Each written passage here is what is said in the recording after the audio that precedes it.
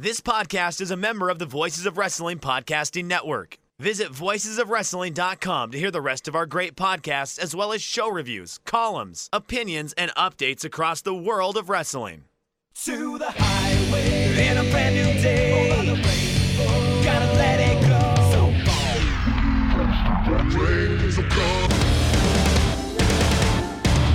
fast to freedom. Stars tonight together. Here everybody singing.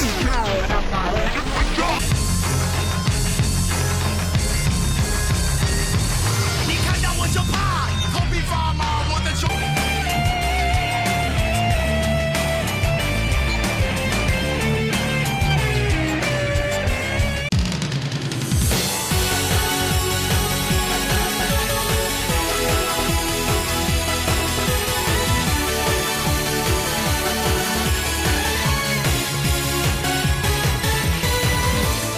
Hey everybody, welcome to Open the Voice Gate for January 20th, 2020, the best Dragon Gate podcast in all of the English-speaking internet. I don't know if there's a Japanese-speaking internet version of this podcast. If so, who knows? We might be better than them too.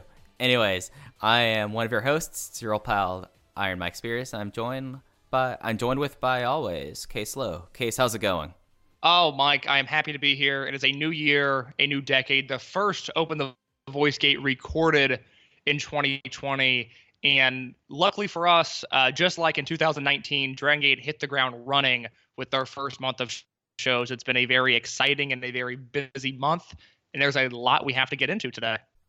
Yeah, I feel like that them having 6 aired shows in January is a record for them. I want to say, it just doesn't seem like it's been like this. But then again, they've moved away from how they used to start their year off really cold since last year with the rookie tournament, and now with the Twin Gate tournament and the overall 3-part three-way war. But let's get some of the business out of the way before we get going. We are members of the Voices of Wrestling Podcast Network. You can subscribe to just our feed or the VOW feed on any podcast platform of your choice.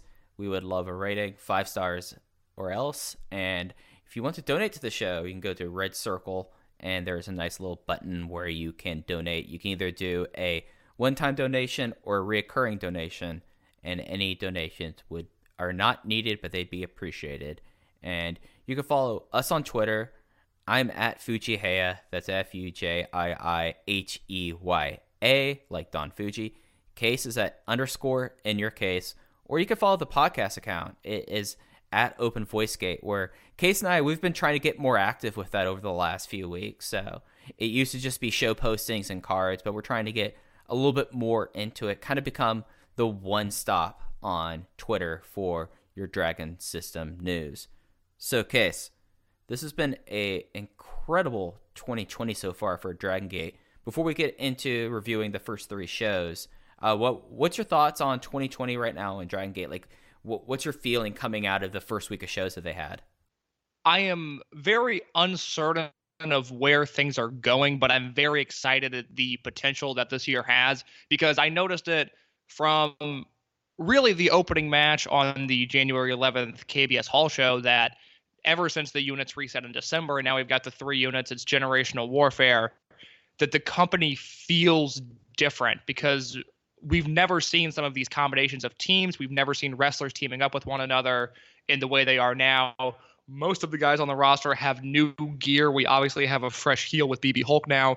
There's a lot going on in this company, and if I had to project out to what even Dead or Alive would look like, or even Champion Gate in March for that matter, I really don't know the direction that things are heading. But I'm very excited at all of the potential that is on the table for not only good storytelling, but for fresh matchups, because things have never really been shaken up like this. And we have an entirely new generation of talent that weren't around for, let alone Blood Warriors Junction 3 in 2011, which was the last major 2-unit warfare. But even like in 2015, when Dragon Gate teased doing generational warfare, and there were some hints of that, it never really got off the ground, but they had the July 2015 Korakuen show was a generational themed show we have an entirely new crop of talent that weren't around for that, and that we haven't really seen unit shakeup this big since the Skywalkers and the Benkeis and the Yuki Yoshiokas entered the company. So we're now entering uncharted waters with a lot of these guys, and I'm very excited to see in the coming months who sinks and who swims, because guys are going to get lost in the shuffle when you have this few amount of units. When there's 3 units, you're only going to have so many headliners, and so many guys are even in important matches, and the rest of the guys are going to fall to the bottom of the card. And I'm very curious to see who does that and who rises to the occasion. Yeah, just so that listeners who weren't around or haven't watched back the all-out war between Blood Warriors and Junction 3, just to get a frame of reference, the most recent rookie who was involved in that war was T-Hawk. So this is like a whole generation of students who and roster people who've never been a part of one like this. So this is so very new. And I think you brought up a really good point about people being kind of lost and people stepping up. Something I've been doing for this is tracking kind of like how the sides are looking after each show. Like I have a list of each of the matches that have been billed as like Toryumon versus Dragon Gate, RED versus Toryumon. And like you take a look at it, and we're already starting to get to see some trends come out, such as Hyo has been the lost post for Red. Like that's something that I didn't necessarily thought would happen before we got in here, but that's been the case. And then you have someone like KZ, who's been the person picking up most of the wins for the Trueborns. So it's kind of interesting. Like we're starting to see a couple trends come out. There's been about 45 war matches so far, and it's interesting because like I've been keeping statistics on this case. And who do you think RED has more pinfalls against or more falls against, the Trueborns or Toryumon? I would think the Trueborns. You are right. Yeah. Which one do you think the Trueborns have more pinfalls on? Likely Toryumon, just given the pattern. Well, yeah. Okay, so you pretty much figure out how things are going right now. So yeah. So it's real interesting. It's an interesting reset. There's been no indication that this is going to be a short one that they will do up until like Dead or Alive and then start reforming. This seems like to be the full year plan. So it's going to give a lot of people a fresh coat of paint. Some people have great new gear. Some people's gear I feel terrified about, but it's been pretty interesting so far. So do you want to get in? I think the plan for the show is for the Kyoto, KBS Hall, and Osaka show. We're just going to talk about some highlights from it, then really get into Korakuen. So, Case, unless you had like any other big points, let's get into Kyoto. Yeah, let's do it. This is the January 11th Kyoto KBS Hall show. An attendance of 630, a super no vacancy, full house for the first Dragon Gate show of the year. And Mike, what match do you want to start us off with? Well, I think this is something just to touch on, was we had a surprise return of Martin Kirby. He was in match 0. It wasn't really announced that he was coming over, and it's kind of exciting the fact that, you know, Kirby is back in it. He's unaligned in this war, and it's nice to see him get a return after he had what I thought was a really fun and interesting tour that, if anything, I feel like he impressed the Dragon Gate overall population. Yeah, I was actually thinking right after I finished the Korakuen Hall show on the 15th of what role, if any, we will see foreigners play in the generational warfare, because there are guys out there that are still unsigned that have prominent careers, or at least have prominent tours with Dragon Gate, and I do wonder if at any point they are going to aid the Trueborns. Martin Kirby obviously only has the one tour from last year, but like I said in my reviews on voiceswrestling.com, and like we said here, he was someone that from the start seemed to get it, which is funny given his style, because he is so much different than a Rich Swann or a Ricochet or an Uhaa Nation in terms of his in-ring style. But where Martin Kirby shined brightest was he seemed to have a connection with the crowd, a certain charisma that translates, I think, to a Japanese crowd more than any other crowd in the world. And Kirby just hit the ground running. And even though he's worked openers and match zeros, and, you know, I don't really ever think has been on the main side of the card in a featured match, he's someone that the crowd seems to be invested in whenever he's out there doing his grappling. And it's nice to see.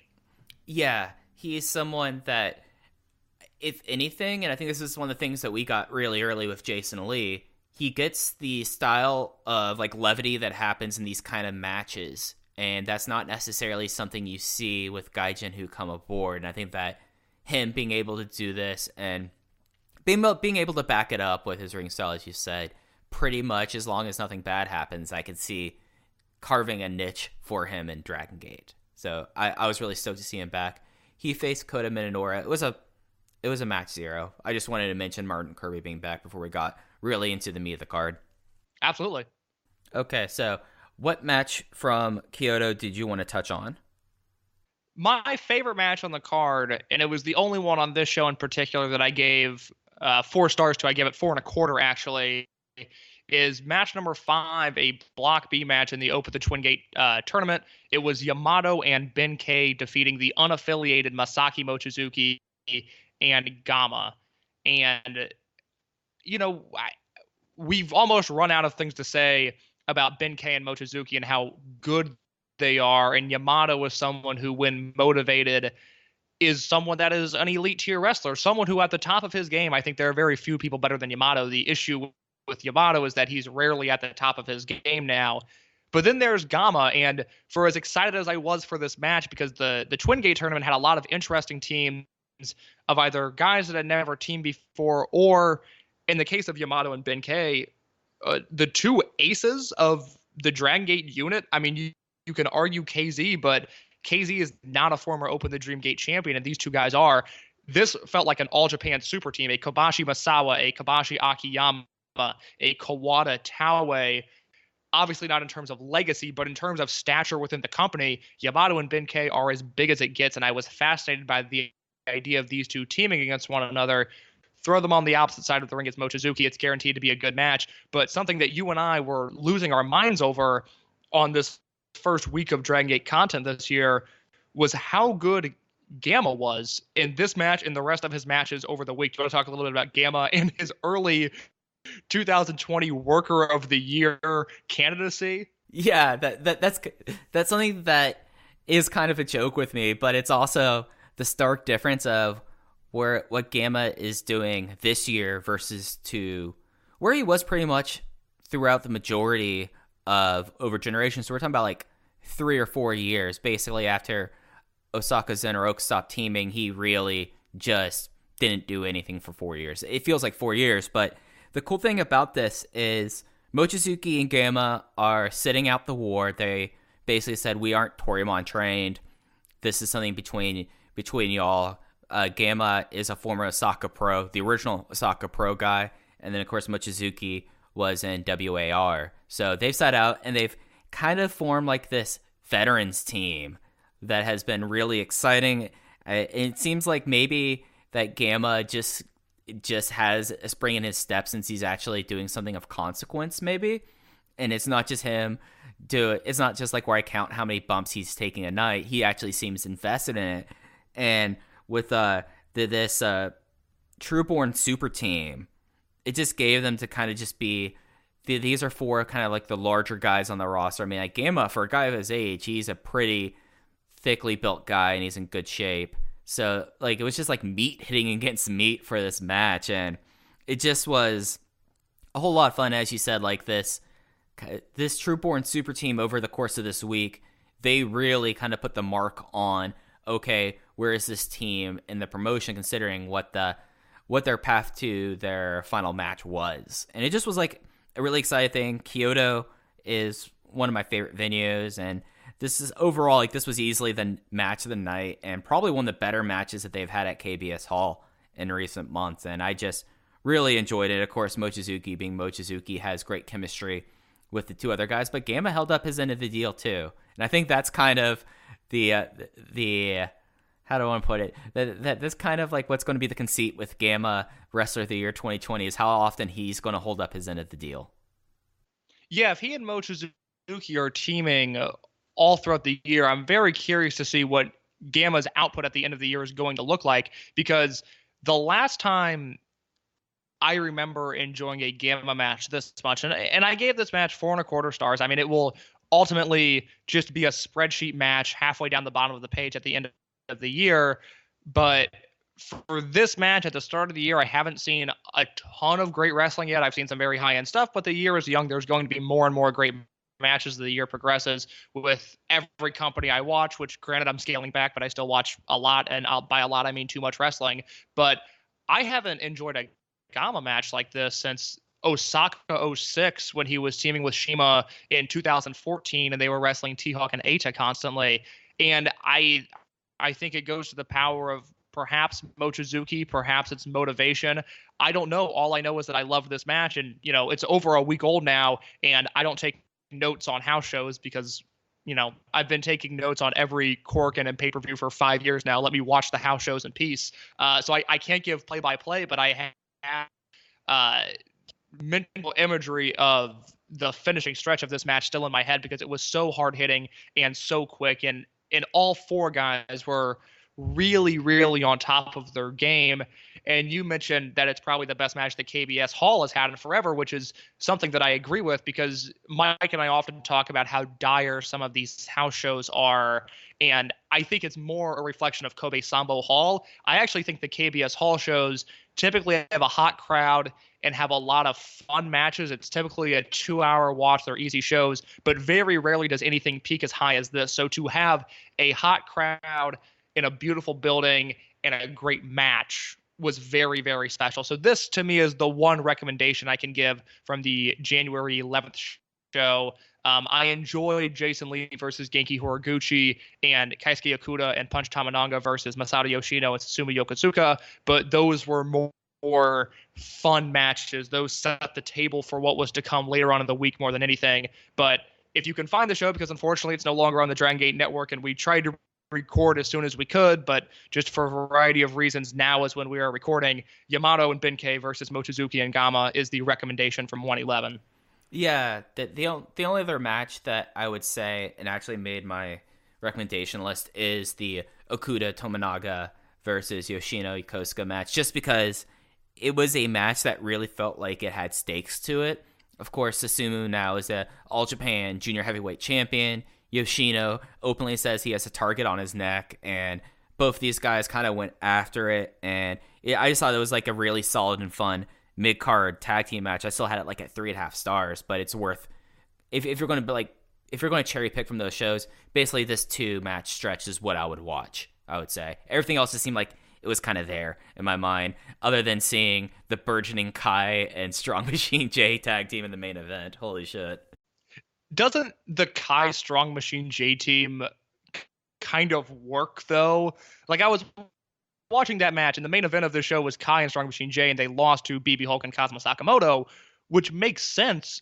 But I was watching this tag match and going, I think I want to see more of this team. I think I like Kai and Strong Machine J, which the idea of Kai just fully embracing his Dragon Gate Trueborn path of, he joins the company 2 years ago and is hated and has somehow stuck around long enough to where now he's kind of charming. And I assume Kai is going to bow out and say, I'll team with Mochizuki on the undercard. I'll do something. No, Kai is defending Dragon Gate's honor and is doing it happily. And he's doing it with the greenest wrestler on the roster in Strong Machine J. And they main event this show. Nothing about this makes sense. If you would have told me a year ago that a Dragon Gate show is going to be main evented by Kai, Kazuma Sakamoto, Strong Machine J, and a heel BB Hulk, I would have told you were out of your mind in every single way possible. But no,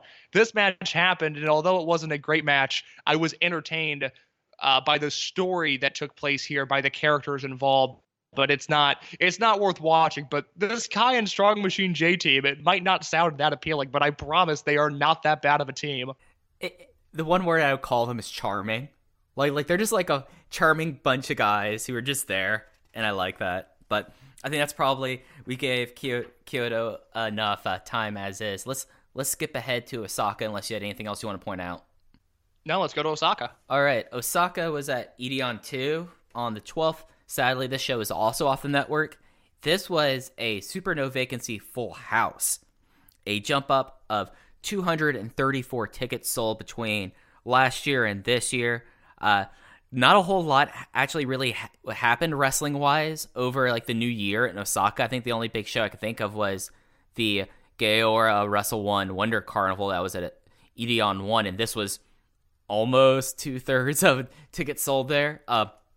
Just overall, this might have been the loudest I've seen Edion 2 for any company pretty much for like the last 5 years. Like, this card, top to bottom, was just a blast to watch, and it definitely had some matches on here that stepped out and were something special, but just the atmosphere of Edion Arena 2, just everything that happened here kind of came together and ended up having a really strong house show that I think when we look back on this year, this might actually end up being the house show of the year.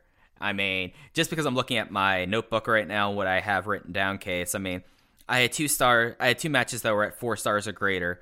Weakest match on the show was 2.5 stars, and everything else was in the 3s. If not, like, one match was also approaching 4 stars as well. So I thought this was an incredible show. What were your thoughts overall, and what match do you kind of want to talk about first? Well, I love this venue. I wish Dragon Gate ran here more. I wish we saw more companies film shows here. Osaka 1, the big building, is obviously great, but there's something about the atmosphere of Osaka 2 when it's a hot crowd like this. I mean, this felt like a show out of 2011, 2012 Dragon Gate, where there were a lot of moving parts. You could tell the company was moving in a different direction, and not all of the pieces had settled yet. And it made for a really exciting and a really engaging show. And like I said, I don't take notes on these house shows more often than not. So I had the show on in the background, kind of one eye on this, one eye on the TV. I believe it was a Sunday when I was watching this, so I likely had on the NFL playoffs. But this show completely took my attention by the end of it. I was stunned at, again, how loud the crowd was for this and how exciting some of the matches were. And for me, my match of the night was the opener. It was KZ and Dragon Dia defeating Dragon Kid in Kagetora in what was a phenomenal match. And it's something that it seemed to happen overnight. It happened with the snap of the fingers that Dragon Dia has not only become this pushed commodity in Dragon Gate, but his execution is now matching the push, because when he came into the company with all of the hype and he was supposed to be Dragon Kid's protege, the work wasn't there. And I was higher on him than you were. We argued a little bit about Dia and where his ceiling might be. But the fact is now he's delivering, and he's delivering really exciting matches. And because Dragon Gate has set his career up in a way to where now it feels like he can beat anybody. I mean, he's pinned Kagetora twice. He pinned Susumu Yokozuka and Korakuen Hall. All of his finishing stretches matter, because I really believe, other than the exception of Eita, Benkei, BB Hulk, and maybe Yamato, I kind of think Dia can pin anybody on the roster right now, and it would make sense. And this was a match where he pins Kagetora. He's got some near falls on Dragon Kid. KZ is there and killing it. I mean, he is in such good shape from a human perspective, and it looks like everything he's doing in the ring is so calculated and so smooth, because he's just on another plane right now. And if you look at a picture of KZ from 5 years ago, it's hard to believe that is the same human as the one in the ring right now. But I just loved this match. I gave this 4 1/4 as well. I think very, very highly of Dragon Dia. I'm glad to see they're doing stuff with him. And this is a perfect show opener, 13 minutes almost, and an exciting finish and a great match. Yeah, this was when I went 3 3/4. This was the one that I was close to going 4 on, but it just didn't reach that height to me. But I could totally see how you put it that way. I think one of the things that made this makes this first week so interesting is you have someone like Kagetora, who has just really existed since he dropped the Brave Gate title, and he's teaming with Dragon Kid, a guy that they may have teamed before in Warriors, and that might just be their extent of their teaming together. And they had kind of like this fun team.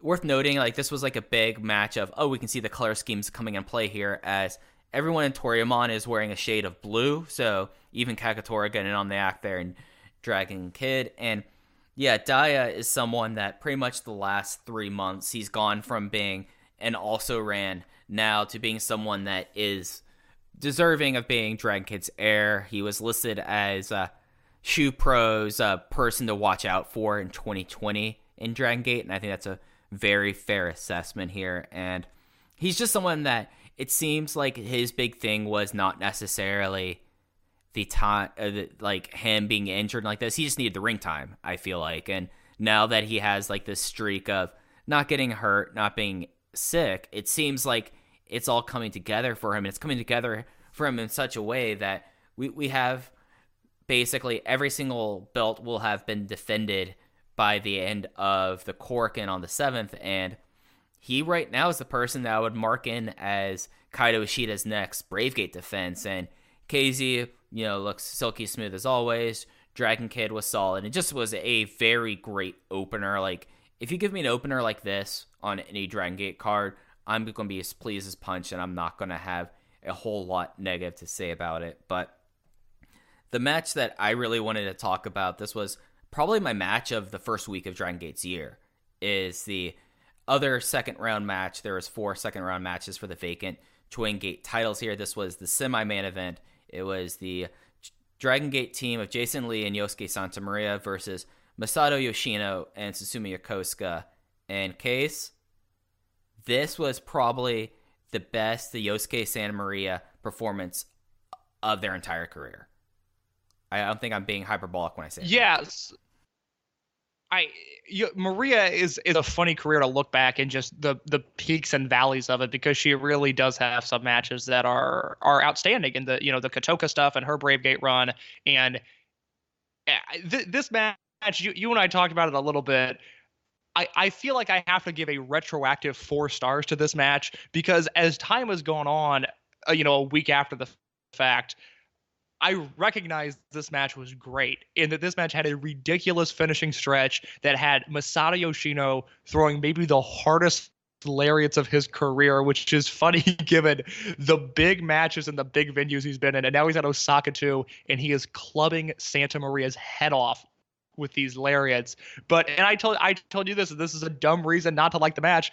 I just wasn't expecting this to go 18 minutes when it started, and I was thrown off by the fact that it kept going, and I was enjoying it, but I was going, God, this is a long match. This is going for a really long time, and I couldn't get that out of my head. So, in my dumb spreadsheet, I've got it 3.75, but I realize it's likely a better match than that. It's one that if I was reviewing the show, I would have had to have watched it twice, just because given the names involved. I mean, it's Jason Lee and Maria against 2 legends of the company.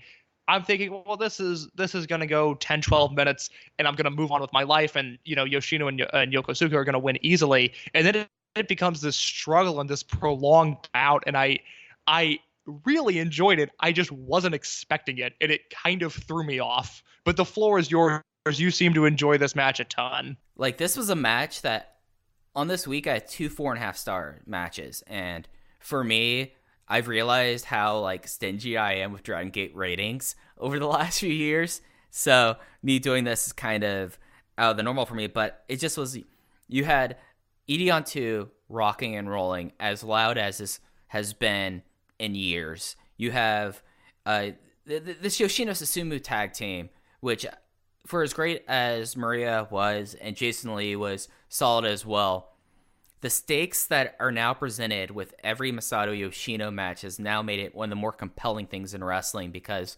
everyone wants to be the person to get the finish on Yoshino's career. Everyone at the same time knows Susumu's the junior champion in All Japan. If I get a pinfall on Susumu, that might mean that I could be up for a title shot.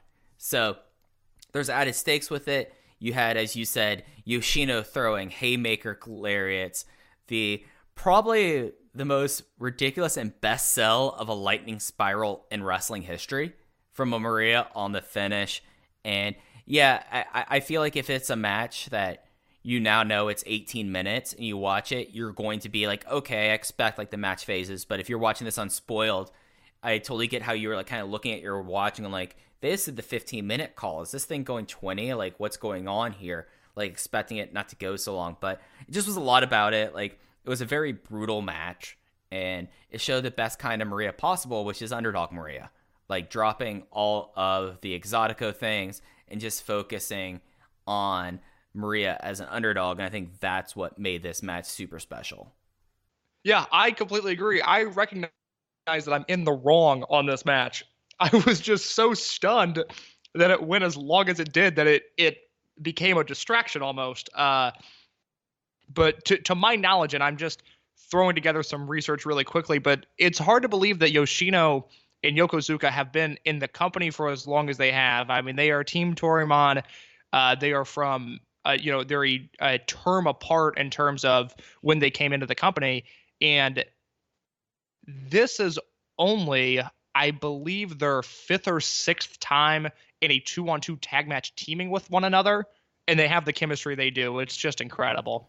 Yeah, it's remarkable given that both their careers are now close to 20 years old, and there's been so few tag team matches with them as a tag team, and I really enjoyed this team during this week, and I hope that this isn't it for this team. Like, I feel like that this is a good use for both guys, seeing that Susumu now has priorities in other companies and Yoshino's on his retirement tour.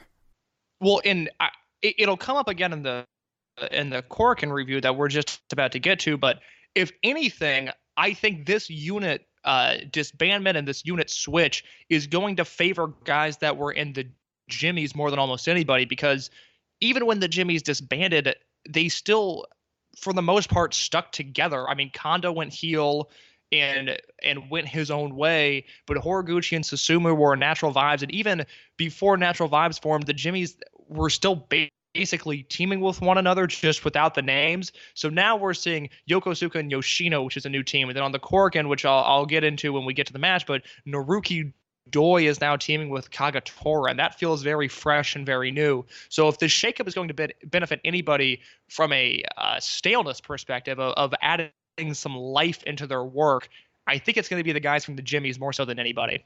Yeah, I think that's a fair statement, other than like seeing the younger generation who've mainly only been in 1 or 2 units getting a chance to team with each other. I think that this gives a breath of fresh air for those older guys as well. The last match I wanted to touch on, which I think is the loudest that Osaka 2 has been in years. I know I said that before, but this one was even louder, was the main event. It was the final second round match of the Twin Gate title decision tournament, where the former champions, Eita and Big R Shimizu, lost to the Trueborn Ace team of Yamato and Benkei in 18 minutes.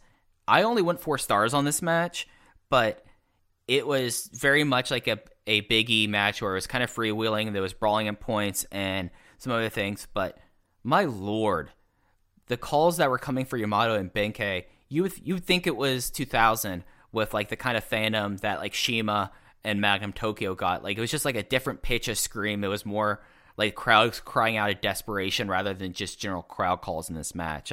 What were your thoughts on it? We're on almost the same page. I ended up giving it 3.5. I think just a bit of a taste thing of my patience for Big E matches is a little less than yours, although I do enjoy the team. But no, you're right. I mean, this was great. I like I said at the top of the review, I love Osaka too. I love the crowd. The Champion Gate shows are always a hit. And you're right in the sense that this match felt like a big deal. And I wonder as the year progresses if just having the Yamatos and the Benkeis and the KZs representing Dragon Gate for whatever reason, whatever optical illusion that plays on the native fans, if that is really going to elevate them in the eyes of those hometowns and those villages that they visit. Because for as much as they are stars, for the fact that they are still drawing great houses, it sometimes feels like they are missing something that the Shimas and the Magnum Tokyos and the prime Masaki Mochizuki's had. And I don't know what that is. I don't even know if that's fair, because obviously, in my perspective, and for the most part yours, we were watching the Magnum and the Shima stuff after the fact. We were watching that with history and with context and with this aura and lore behind it. So I don't know if it's fair to say that watching, Benkei wrestle a Kobe Samba Hall match, I don't know if it's right to go, well, he's good, but he's no Shima. I mean, this isn't exactly, 2002 Torimon. I don't think that's a fair way of looking at it, but I do wonder if just with the current unit alignment and the clear characters and the clear motivations of this all are going to add some prestige to the names of these Trueborns in a way that we haven't really seen yet. Yeah, I think that's a pretty astute point, especially when you look at the past All Out Wars, where the big objective in the Blood Warriors and Junction 3 feud was, okay, Tozawa's back, we need to get him set up there, and then basically for the next year and a half, they had CIMA setting the table for what would become the Big Six era. So I definitely see like that there might be a through line where you have the Trueborn top team being portrayed like this, and eventually by the end of this year, how long this goes, you will have Benkei who's treated like an ace by his company, but is going to become even more perceived by the fans as the ace. And then you have someone like KZ who's been strict upper mid card with some great performances, finally taking that step up as well. Yeah, I completely agree. It's an exciting time, and I think these two house shows did a good job of setting the table for what ended up being an excellent Korakuen Hall show. Yeah, so we're going to get a little bit more in depth with the Korakuen Hall show. This was from the 15th. This was their Tokyo debut for 2020. Attendance was down. It was 1565. Still a super no vacancy, but, you know, Tokyo's been run to death by everyone over the last few weeks, and this will be the first of 3 Dragon System shows in Korakuen Hall over a 1 month period. So could be that people are really like waiting for the Torimon reunion or waiting for the February show, but it seemed like the crowd was still active for it. I mean, 1565 for them. I mean, it wasn't like that there was a lot of empty seats. It just was not as strong. Like they went from 2 straight sellouts to this, and I thought this card overall was not as good as the Ideon 2 show, but I still thought it was a pretty strong Korakuen show that was highlighted by the Twin Gate match that I thought was exceptional. Case, what were your thoughts on the show overall?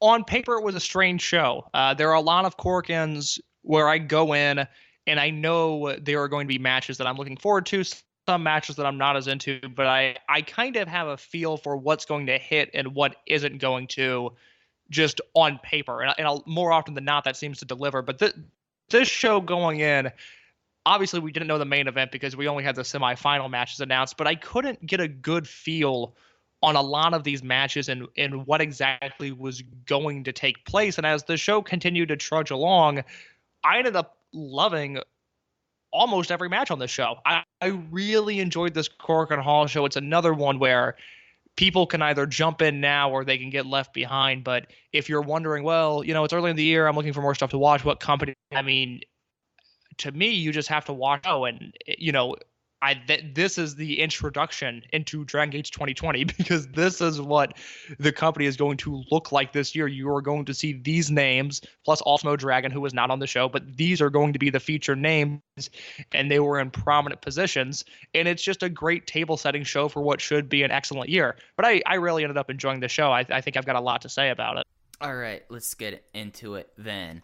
The opener was a unaligned 8-person tag. One side was a aligned side. It was the Torimon army of Don Fuji, Yasushi Kanda, Kenichiro Arai, and Konamama Ichikawa. Of course, that is the new name for Stalker, versus the unaligned team. It's only really unaligned because it's Maria, Punch Tobinaga, Problem Dragon, Mondai Ryu, and Martin Kirby. Went just under 6 minutes with Maria putting away Kanda with the Nera Lucci.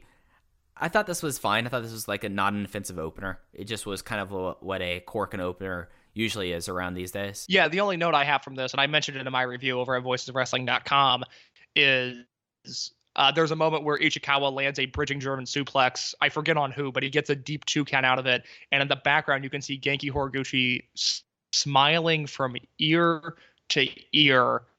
And it is such a fun moment in professional wrestling. It is just so enjoyable to watch. Just the joy of the idea of Ichikawa winning a match. It was something that warmed my heart when I saw it, quite honestly. Yeah, and that's a cool thing about the 3-way war, is that basically all 3 sides, whenever they have a match, everyone else is out there. So instead of maybe having 1 or 2 seconds, you have the entirety of Torimon out there. You have the entirety of Dragon Gate out there cheering everyone on, and you get someone who's so great at being a second because they get the little things like Horiguchi out there, and I thought that was really something a whole lot of fun. Yeah, other than that, it was a nothing opener, but I really enjoyed that moment. And it's always nice to see Martin Kirby back in Cork and Hall. Yep. So second match was the first of the two semifinals to decide the new Twin Gate champions. It was the Trueborn team of KZ and Dragon Dia versus the RED team of BB Hulk and Kazuma Sakamoto. Hulk pinned Dia in 12 minutes and 31 seconds for the first flash. And I guess this might be the first time we can really get into it.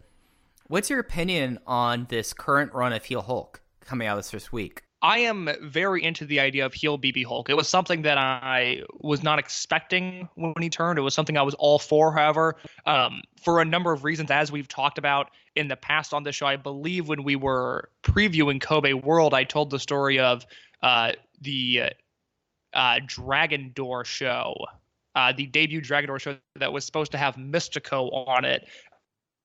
And Mystico never got on his flight to Japan. BB Hulk showed up with flowers to Cork and Hall and jokingly offered to wrestle for free, which really pissed Ultimo Dragon off. So we're seeing 15 years later the payoff of that, of Hulk saying, screw this, screw Dragon Gate. You guys are obsessed with Ultimo Dragon, and you Torimon guys, you guys are Ultimo Dragon, so I have an issue with all of this. So I enjoyed the heel turn from a number of perspectives, and I think ultimately he works better as a heel. The team with Sakamoto's interesting. I feel like they have a great match in them, and granted the main event was outstanding, so maybe they've already peaked, who knows, but I think this is one of those weird Twin Gate teams of high ceiling, low floor, and we saw both in one night, because this match, for as much as I enjoyed the prior work that these two teams had done in the tournament, this was a miss for me for whatever reason. I didn't think Hulk worked well with Dia. I didn't think KZ worked well with Sakamoto. I just thought it was a little bit of a mess, and it was unfortunate that this happened on a bigger stage and that this wasn't a house show match, that it was a Korakuen match. Yeah, it doesn't seem like Dia has much chemistry with Hulk, though Dia's best moments were with Sakamoto in this match, and I think the same thing could be said about KZ and Sakamoto not having great chemistry. I think that's kind of what came to play here. I mean, they were given ample time. It just seemed like that this was maybe not meshing, and maybe the match format should have focused on the people that do have chemistry in it here. I went 2 3/4 on it. It wasn't bad. It just was kind of there. So, I mean, it was kind of a little bit disappointing. And Dia, I wouldn't even say it was a step back. It just was not necessarily his best performance since coming back. Yeah, I would miss from 4 talented guys. Yeah, I think that's fair. I think that's a good way to put it. The other semifinal was after this. This was the Trueborn top team of Yamato and Benkei versus Yoshino and Susumu Yokosuka. Yamato got the win in 12 minutes and 32 seconds with a pin on Yoshino, which that's a big thing. I mean, Yoshino historically does not take very many direct falls, and he took one here. And I really like this match. It was pretty much like Ben and Susumu have great chemistry because they just have like a beef off, and then they started working on Yoshino's neck, and it was done in a pretty great way. The way that Yoshino sells his neck when everyone now knows it's like the central thing about him has been pretty impressive. Like, he shakes out his arm, like acting like he doesn't have feeling in the arm, which he might not have, to be honest. And then basically Yoshino realizing I don't necessarily have the strength to do things, so I'm going to go for my flash pins. And I thought that overall this told a pretty good story, and I felt like that this main event upheld their bargain, or this semifinal upheld their bargain a lot more than the one before it, the Twin Gate semifinal before it. Mike, look at the names of this match. I mean, this was the third match on a Cork and Hall show, which I understand in the context of the tournament why it was the third match. But these are like 4 of the 5 most protected acts in the company. I think Doi would be the 5th one at this point, not only because he's Dream Gate champion, but just the his career has gotten to that point. This is the third match on a Cork and Hall show. And like I said in the review, I think the crowd slowly started to put that together, and by the end of the match it was as hot as an upper card match, an upper mid card match, where again these are the stars of the company, and Yoshino is the legend. Yokosuka is not only so protected, but is also the All Japan Junior champion now. And then you've got Benkei and Yamato, and like you said, the Yoshino thing is going to be fascinating to watch this year, because we haven't hit the point where he's looked at as not being as strong as the other competitors. It is still you have to hit Yoshino with an absolute death blow to pin him, and that's what Yamato did in this match. But it was just it was really fun to see such a loaded undercard match with such star power, because we don't really ever see that in Dragon Gate. Yeah, and the fact that because of the tournament, this set up the very obvious finale of Hulk versus Yamato. I feel like that this also added some to it. And, it's going to be an interesting time period. I am pretty certain that unless something tragic happens, we're probably going to see Yoshino around at least through Gate of Destiny, just because it's in his hometown. And it's just like I still think it's the most compelling storyline in wrestling right now. It's just like everyone has a clear motivation because they know what Yoshino means, that if they're the ones to retire Yoshino, that's a feather in their cap that no one can ever take away. So I thought that was really interesting as well. And of course, after this match, the attacks on Yoshino continued as RED all hit the ring and did a huge beatdown on Yoshino, including a tombstone pile driver onto a bunch of chairs from Ada. And it kind of seems like that maybe they're trying to position it so Ada maybe gets the big heel boost of being the one to retire Yoshino, or at least that's what they're teasing this early in the year. Yeah, I could have done without this angle. I was not. It happened too earlier in the year because, again, I think you and I both expect Yoshino to be around past Kobe World and at least into the latter half of the calendar. And I'm just not. I'm not as into the idea of already constantly laying in these vicious attacks as much as I am guys trying to shoot their shot and to knock it out of the park when they're in the ring with Yoshino. So there are far more atrocities in wrestling booking, but I wasn't into this angle. Yeah, that's fair. That's fair. It does seem like that it was a way for them to try to just generate more heat for RED and try to get it very clear that these guys are the big heels. Yeah, no, that I would completely agree with. The next match was the only other unaffiliated match on the show, as one side was the unaffiliated team of Masaki Mochizuki, Gamma, and the two recently debuted rookies of Kento Kabune and Takedo Kame versus the Trueborn team that kind of is the remnants of Mochizuki Dojo and Jason Lee, with Jason Lee, Keisuke Okuda, Yuki Yoshioka, and Kota Minoura. Okuda pinned Kame in 5 minutes and 41 seconds with the lights out. So, Case, this was kind of the first really big look at Kame and Kabune. And I was pretty impressed with both of them so far. Yeah, I like these rookies a lot. I think they're very different, and I think they have drastically different career trajectories. Kento Kabune could very easily be a star. I really like what I've seen from him in both of this match and then his debut tag match, which is up on the Dragon Gate Network.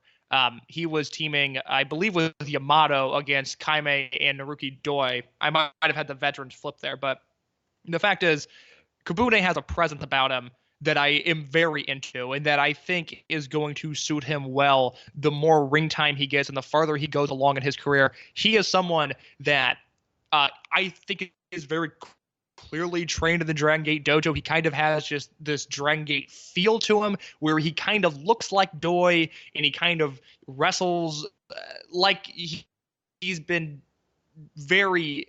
I don't think he spent time wrestling elsewhere is what I'm trying to say. He is very clearly a product of the Dragon system, both in terms of his in-ring ability and the charisma and the presence that he gives. I was really into him in this match. He's someone that seems to be pretty young, could still probably grow. I think his body's still filling out a little bit.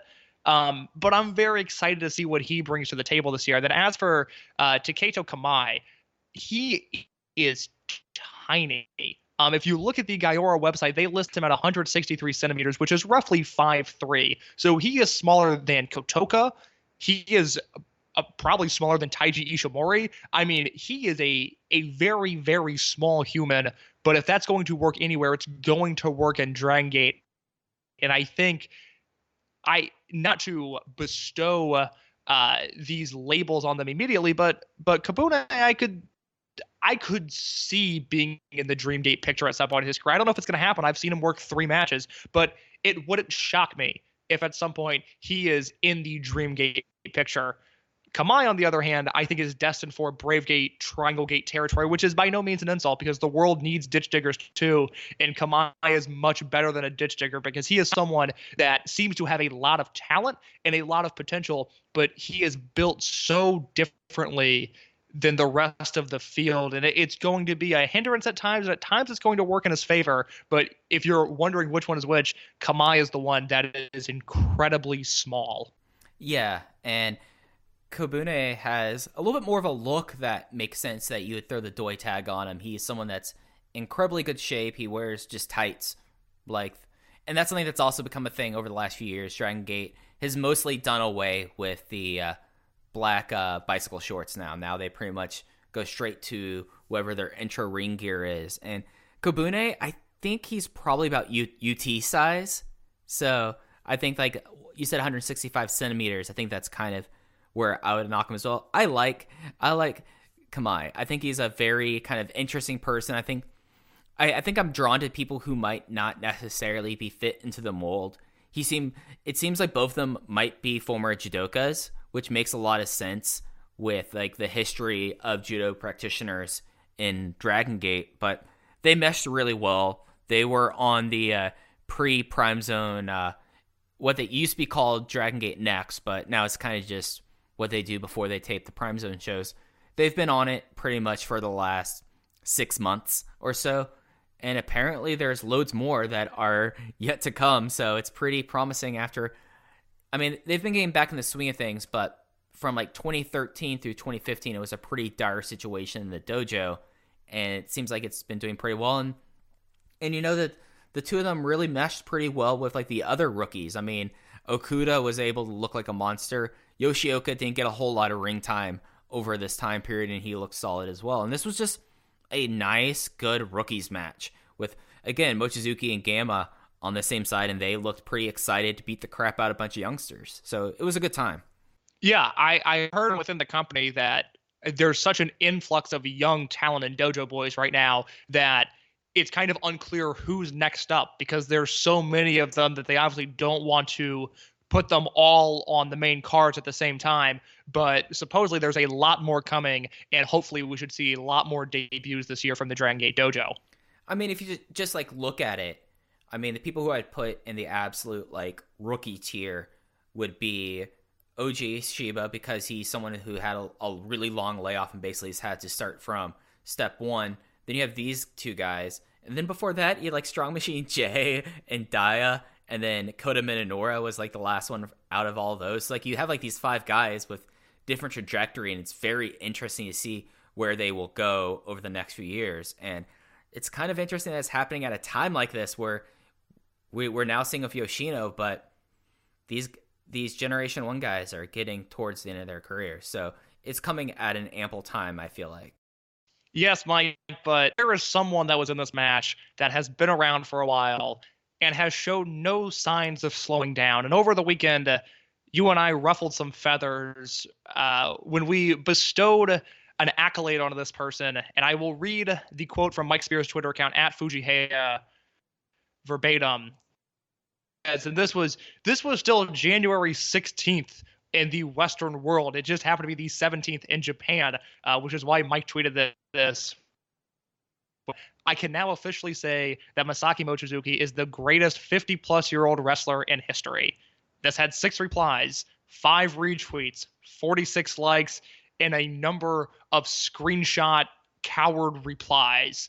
Mike, before I dive into this, I need to know more context. What are you saying when you say he is the greatest 50-plus-year-old wrestler in history? Is this he is the best wrestler at the age of 50 ever, or that he is the work he has done up to this point, he has had the strongest 50 years of anybody in wrestling? Can you define this a little bit more for me? Oh yeah, sure, absolutely. And I'll use this as a chance to dunk on the cowards here. So when I say Masaki Mochizuki is the greatest 50-plus-year-old wrestler in history, I'm talking about actively in his 50s. So I'm not talking about years 0 through 49. I'm talking about entering their 50s, the output that they're putting out right now on a consistent basis. I emphasize consistent basis.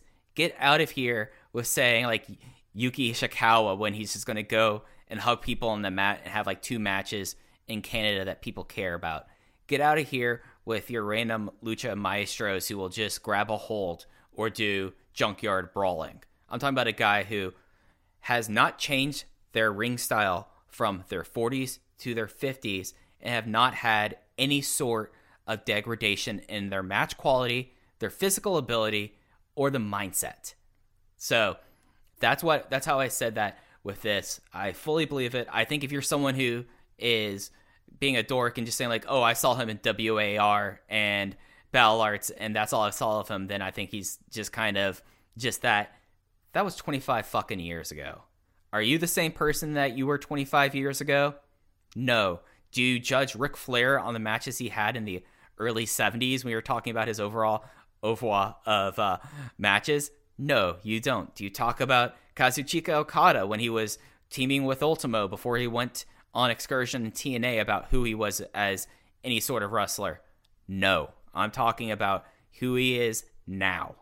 So I completely agree. And we've said it to death that I think you and I both agree that at worst, Masaki Mochizuki is one of the 10 greatest professional wrestlers to ever live. And while it sounds like an absurd hot take to some, and even some that have a clue, there are some people who don't get that, which is fine. The point of this is I don't care if I come away from this argument winning, but there are people that dismissed this like it was the most egregious claim possible that, quite honestly, really got under my skin. And had I not had a Black Keys concert to go to that night, I would have been very annoyed for the entire evening because there is a dismissal about this idea that Dragon Gate has produced greatness, that I mean, it has followed the company since its inception, but has particularly bothered me since 2015, 2016, when the Pro Wrestling Only Forum began to do their Greatest Wrestler Ever project, and I saw the immediate dismissal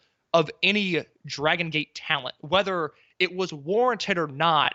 It seemed like I was the only person active on that forum, with the exception of maybe Chad Campbell, who is a lovely human being, and my understanding is a loyal listener. Hey, Chad, how you doing? There was such a dismissal of anybody in the Dragon system that they had done anything worthwhile in professional wrestling. And then you talk to these people that are dismissing them, and they have no receipts. They have nothing to bring to the table. They are, well, you know, I saw one match on a Schneider comp in 2006, and well, Rob Naylor likes these guys, so they can't be that good. And there's a ton of bullshit that surrounds this company that I've learned to deal with. Quite honestly, I kind of like it. I like that Dragon Gate can exist in its own little bubble. But when we are now talking about the grand scheme of things, this is a company that has operated at arguably the number 2 company in Japan for 15 years and has been a prominent figure in the Japanese wrestling landscape since its inception 20 years ago. So we can't just dismiss all of the names that have come through the system, all of the influence that has been brought on by this company. It can no longer be ignored. And the idea that people want to eye roll or to simply brush off the fact that this company has been such a prominent figure in the Japanese wrestling landscape for so long is absurd to me. And it's upsetting because it's done by dorks who want to pimp Yuki Ishikawa matches. And here's the thing. I like Yuki Ishikawa. I have no issue with him. I want to watch him and Timothy Thatcher from WXW.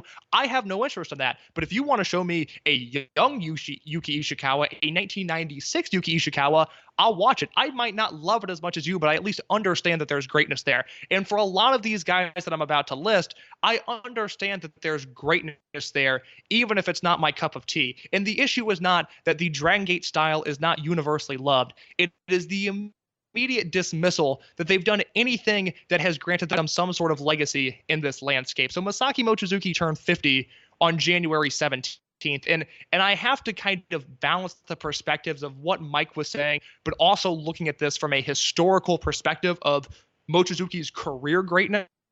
And I've just got a few names here that I want to rattle off and get your takes on them. First name being Yuji Nagata, who turned 50 in April of 2018. And I love Yuji Nagata. I think he's the man. He's got some of my favorite matches of all time. But Nagata, since 2018, has not exactly done anything worthwhile of being mentioned in this category. And I also think Mochizuki's career output is twice as good as Nagata's career output. And I say that as someone that likes Nagata. Do you think I'm that far off in that opinion?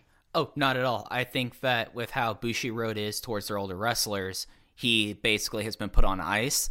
I think that he had a really nice kind of thing where if his final G won, I thought that was pretty cool. I liked his GHC stuff when he was in his 40s. But if you're looking at Yuki Nagata at age 50 versus Masaki Mochizuki, there's no comparison because Masaki Mochizuki is going full blast every night and has wrestled more matches than basically anyone in Japan over the last 3 years, with the exception of some other Dragon Gate guys. I completely agree. Next name on the list is Yoshiaki Fujiwara. Yoshiaki Fujiwara is currently 70 years old. He turned 50 in April 1999. I was 2 months old when Fujiwara turned 50. And here's the thing. I love Yoshiaki Fujiwara. When I voted in the Greatest Wrestler Ever project in the Pro Wrestling Only forums, Fujiwara was my 29. Now, he might fall back to 40 with the way that not only certain wrestlers have progressed and moved up my list, but also just in the way that my taste has shifted since then. But I can't dismiss Fujiwara's greatness. He is undeniably great. But if we're looking at his output since 1999, Cage Match only has one recommendation, and that is the Tenryu Project Retirement Show, which was universally pimped as a fun show but not a great show, and it's a 3.25-star match according to Dave Meltzer. And if you want to expand outside of that and look on the Ditch archives, which the Ditch archives are what they sound like, it's an archive of Japanese wrestling. Since 1999, there are 8 Fujiwara recommendations, and most of those are Tenryu Project matches, or they are legend 8-mans that are put up there simply for historical perspectives to see these guys who were once great now looking like old, frail human beings. I love Fujiwara. I think his run in 1987 is as good as it gets. It's a lot of what I look for in professional wrestlers. I think his stuff with Super Tiger in 1984 is brilliant. I think it's so far ahead of his time. But if we're talking about Yoshiaki Fujiwara when he turned 50, if you think that is comparable to the output of Masaki Mochizuki, I'm sorry, but you are factually incorrect on this one. I do not enjoy watching Fujiwara wrestle in a contemporary setting. It makes me sad. He's an old man. He's 70 years old. He can barely do anything now, and he's been barely able to do anything for the past 20 years. And if you're pimping him out of irony, if you really think in this current state that Yoshiaki Fujiwara is a better wrestler than Kazuchika Okada or Masaki Mochizuki, then fucking have fun with your memes. I don't care, but I have no interest in having any legitimate discourse with you because I think that's so patently absurd. Yeah, no, you put it in better terms than I can. You know, he's just, when you look at who wrestled best after they turned 50, there's nothing to tell me that Masaki Mochizuki is going to break down to the degree that Yoshiaki Fujiwara has broken down since he's turned 50. And if you want to talk about output before, okay, that's an interesting conversation, and that's one I'll entertain. But I just hand wave anyone who's trying to say that Yoshiaki Fujiwara has done anything other than like, oh, look at these veterans, or oh, this Tenryu retirement show is a whole lot of fun, and he was in a fun match there. You know, like it's just it's yes. And Fujiwara's career output was largely built off of a few great matches along the way. I think more so than consistency. I don't look at Fujiwara as someone that month in, month out brought it on a consistent basis. He just happens to peak absurdly high in a few different areas. Yeah, no, I think that's an entirely fair statement. Yeah, so I've got a few more here. Just indulge me for a second because I got going with this and now I'm locked in on just the names I compiled. One of the ones that I don't have as strong of a case for or against is Negro Casas, which Bo's Johnny on Twitter, who... Oh, I got one. Okay, well, so Bo's Johnny is a great dude. Followed him for a long time. He says, you know, Negro Casas is really the better example than Yuki Ishikawa, which I agree with on a number of levels. Mm-hmm. Casas is someone who I just don't enjoy that style, but I also understand that there is a larger bubble of people, more so than just anime avatars, that still look at him as a great wrestler. Now, even at his peak, I'm not a huge fan of it, but that's a style thing. But I can at least recognize that argument. Now, I don't see it, but I recognize it, and I don't have a ton to say for Casas. But Mike, it sounds like you do. So, actually, when you're going to list names to me, Casas is the one person that would probably be my number 2, to be honest. I think that Negro Casas has done tremendous stuff into his 50s, and I believe he's 60 now. And I think he had a very strong decade. But I think the thing that when people bring up Negro Casas, they're disregarding the fact of the CMLL house style and the matches that Casas, as someone with his tenure and prestige, decides to do, because Ultimo Guerrero, whoever in CMLL who's running it these days, I think it's Paco Alonso's nephew, whoever is in charge there is basically okay with him taking off with the exception of 10 matches a year. Like, he's had some great Apuestas. He's been great. I think out of the over 50 category, the conversation is either going to be Mochizuki and Casas in 15 years. That's going to be the conversation I think we're having. But the thing is that if you watch some of the Arena Mexico shows that Negro Casas has been on, and especially lately, but if you looked at how they set up their year, he has 4 or 5 matches of note a year. Whereas Masaki Mochizuki, in this 8-man throwaway match on Cork and Hall, had a 3.5-star match with 2 literal rookies. He's going out all night. He does it across Japan, because something we didn't mention earlier, he is now the GHC Tag Team Champion. So he's doing this at age 50 and not taking off a night, still having a strenuous schedule. Whereas Negro Casas, if you're going to talk about anyone of that style, he is the best example you give me because he can go outside the style. He had a very fun Apuestas match with Sam Adonis in, I think it was actually on New Year's Day 2019. So I think that Negro Casas is a tremendous wrestler. I think he's a tremendous older wrestler as well. But you can't stack up what we've seen from Masaki Mochizuki and how you're going to be able to project Masaki Mochizuki out because of his consistency and him not taking nights off versus Negro Casas, the lucha style, how CMLL is presented. And maybe it's something that Negro Casas can go, and if he did more indie shows that may tape, I would be wrong about this. But I also have seen the amount of injuries that Negro Casas has had in recent years, which necessitates him not going full bore like this. Masaki Mochizuki has no sense of like big injury history.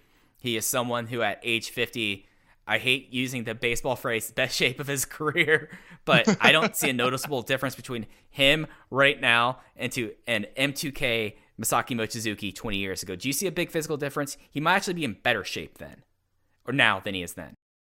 It's frightening. I think he is, because if you look at like 2000, 2001 Mochizuki, there's still like almost like baby fat to him. Like, he's a little bit bigger, and there is no fat on that man's body currently. Right, yeah. And Casas is probably the person that if I was going to make my top 3 over 50 list, I think that he is your argument here. I think he has a much more legitimate argument than Fujiwara, than Ishikawa. I think that he probably, if you want to come with me with an argument about Negro Casas, I can see your argument. I can tell you doing an argument of mostly good faith, whereas a lot of these ones, you're just kidding yourself. Yeah, a few more names on the list. Dick Togo turned 50 last year. Dick Togo's somebody I love, one of my personal favorites of all time. Dick Togo's also somebody that is pimped constantly by people that don't like Dragon Gate or say they don't like Dragon Gate, which quite frankly confuses the shit out of me. I don't understand how Segunda Keita can have a complete and accurate Dick Togo list and then they can completely blow off the Dragon Gate house style. It's very strange to me. Dick Togo was a great wrestler up until about 2011. Now he's fine. I don't remember the last great Dick Togo match I saw. He's someone that I don't think is relevant in the stratosphere of even 50-plus talent we're talking about, because I think the best work of his career was done in prior decades. Jushin Thunder Liger is 55. We just saw him retire at the beginning of this month. If you take the last 5 years of Liger's career, I think Mochizuki's output over the last 5 years, and I think even 5 years into the future, is going to destroy Liger's output. And I'm someone that was a big fan of post-prime Liger. I like the work he did in Noah a lot. I loved the match he had with Eita in 2016. But let's be real, Mochizuki's working match of the year contender pace on a quarterly basis. It seems like every single year Mochizuki is in my top 10 in some way, shape, or form. For his career, I have 15 years of Masaki Mochizuki's career where he has at least one 4.5-star match, at least one, and oftentimes he's peaking higher than that. Quite honestly, if I had to submit my greatest wrestler ever list again, and I had this in 2016 and I would have it again, I would double down on it. I think historically, Masaki Mochizuki is a better wrestler than Jushin Thunder Liger was. Now, Liger obviously has the influence in the character, and there is a certain iconic status that Liger has that Mochizuki, for a number of reasons, will not. But if we're talking simply in-ring output, Mochizuki has the better case. And I firmly believe that. I firmly believe he is a better wrestler than Jushin Thunder Liger. And I firmly believe, especially as we get up in age, but historically as well, that he is a better wrestler than Minoru Suzuki, which was another name that I saw pimped out there. Minoru Suzuki takes nights off. Minoru Suzuki straight up has bad matches in big spots. Minoru Suzuki is someone that for the longest time we were wondering, God, what if a promotion just got around this guy and got him away from Toru Yano and let him just run with it? What if Minoru Suzuki had that platform? And then we saw him have that platform in Pro Wrestling Noah, and quite honestly, he bombed. I thought he had a ton of bad matches. The idea that Minoru Suzuki is looked at on a plane than Mochizuki is upsetting to me, quite honestly, because Minoru Suzuki's great, but Minoru Suzuki has the AJ Styles match and a few Okada matches and a few Tanahashi matches, and Mochizuki has double that. And it's just people just don't seem to understand that, and it's frustrating. Am I off base in Togo, Liger? So Togo, I think that Togo, the big thing that's hurting Togo is I think you're right. His best matches were in the 90s. I think since then he's always been proficient, and maybe it's an opportunity and exposure that's hampering this kind of argument for him. Maybe, but I mean, he still went to go work in the United States, and he had a fun match with Zack Sabre Jr., but not a match that I'm going to be saying, look at this 55-year-old wrestler, or 53 at the time-year-old wrestler doing that there. Liger is interesting just because of Liger would be the other person, because Minoru Suzuki is shot. Minoru Suzuki is someone that is all mystique now. I'll say that. I think he's someone that had a legendary career and is as influential in his style of wrestling as Jushin Thunder Liger is, particularly in his style of wrestling. But Minoru Suzuki, as you said, he is someone that has a lot more bad matches than truly great matches nowadays, and I think that's also them kind of hiding the shape of Minoru Suzuki in 2020. Liger, though, is interesting, because Liger will have wrestled 5 years since he's just retired, and he's had a strong output. Like, his New Japan stuff over the last 5 years, he's not been featured, and maybe it's a little bit the Yuki Nagata syndrome of how they focus things, and do we hold it against the wrestler if they're at a certain age so the company takes them out of the spotlight and has them mostly in the inconsequential stuff? No, but at the same time, it's a statement that a company like Dragon Gate gave Masaki Mochizuki a title run at 48, gave him a title match and what was my match of the year last year in Dragon Gate at 49. That he was someone that, and just to say, like, I guess Liger kind of is someone that has had like the fun matches and has had very good matches, but he has not had the exceptional matches over the last 5 years. Maybe that's where I would say, whereas I have a full expectation that we could forecast out that Masaki Mochizuki will be having this style of matches at 55. But, I mean, when you talk to wrestlers, and I've talked to a couple wrestlers about Masaki Mochizuki, and maybe and this might go back to like just journal exposure and the journal thought process of people versus the Dragon system.